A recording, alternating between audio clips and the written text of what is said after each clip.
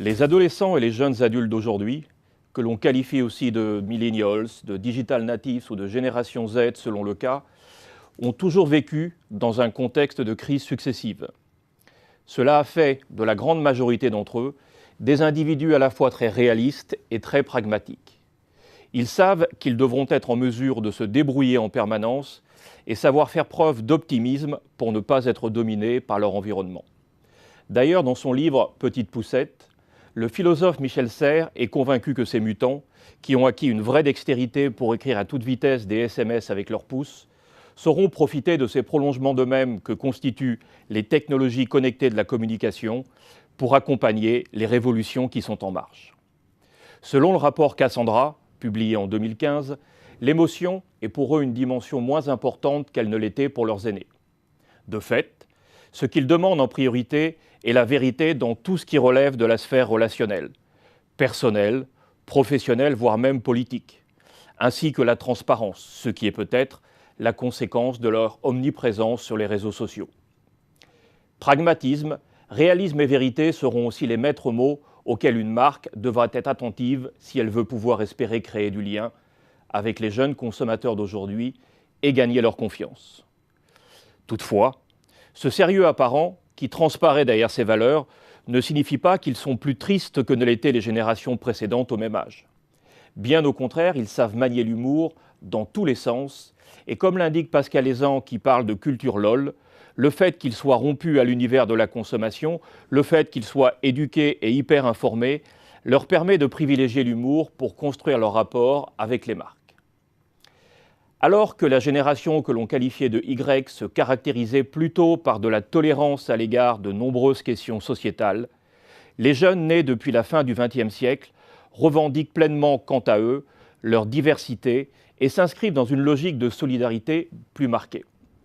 C'est pourquoi les différences que l'on peut observer entre les individus, qu'il s'agisse d'origine, d'ethnie, de mode de vie, de goût, d'orientation sexuelle, n'en sont pas vraiment pour eux. Elles traduisent plutôt la très grande variété des possibles au sein de ce que l'on appelle l'humanité. Mais en même temps, elles véhiculent l'idée selon laquelle les responsabilités doivent être partagées par tous. Ils ont grandi au milieu d'un discours écologique à la fois omniprésent et anxiogène, de débats économiques que la disparition des grandes idéologies rendait moins clivants, mais aussi moins simplistes, et leur premier souvenir fort de communication était en lien avec le 11 septembre ou ses conséquences. Ce qui est durable, ce qui respecte l'environnement et de manière beaucoup plus large tout ce qui relève de l'éthiquement correct n'est donc pas négociable pour cette génération. Ceux qui appartiennent à cette jeune génération donnent la priorité aux principes au détriment des marques dans les catégories de produits qui les intéressent. Donc, pour espérer gagner leur confiance avec de tels référentiels et surtout savoir la conserver, l'authenticité devra être la priorité recherchée par la marque. Elle ne doit surtout pas essayer d'avancer masquée ou vouloir se donner une image éloignée de ce qu'elle est en réalité. Elle doit bien au contraire oser jouer la carte de la transparence et parler à chacun en personnalisant au maximum son message.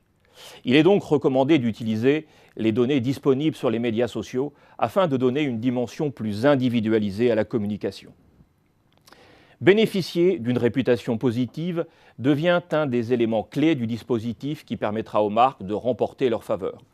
C'est pourquoi le community management va jouer un rôle essentiel pour maîtriser l'irréputation de la marque et réussir à se rapprocher d'eux avec succès. Savoir les écouter, être capable d'échanger avec eux, tenir compte de leurs avis et opinions. Ayant toujours connu Internet et ayant grandi avec le développement des réseaux sociaux, les jeunes sont tout sauf des récepteurs passifs. Ils sont souvent à l'origine des échos, des bruits et des informations qui vont faire de la marque ce qu'elle est. Les jeunes sont créatifs, mais ils ne cherchent surtout pas à être révolutionnaires. De ce point de vue, ils s'inscrivent assez bien dans la continuité de ce que leurs aînés aimaient déjà faire, à savoir non pas casser les codes des marques, mais plutôt les détourner. Ils les utilisent avec une logique positionnelle ou statutaire, que ce soit pour montrer leur appartenance à un groupe ou au contraire pour s'en démarquer. Les appareils électroniques digitaux où l'on recouvre la marque avec une coque customisée, ou les vêtements qui sont ornés de logos ludiques, vrais ou faux, sont particulièrement prisés par eux. De la même façon, ils apprécient beaucoup de détourner le logo des marques qu'ils aiment bien.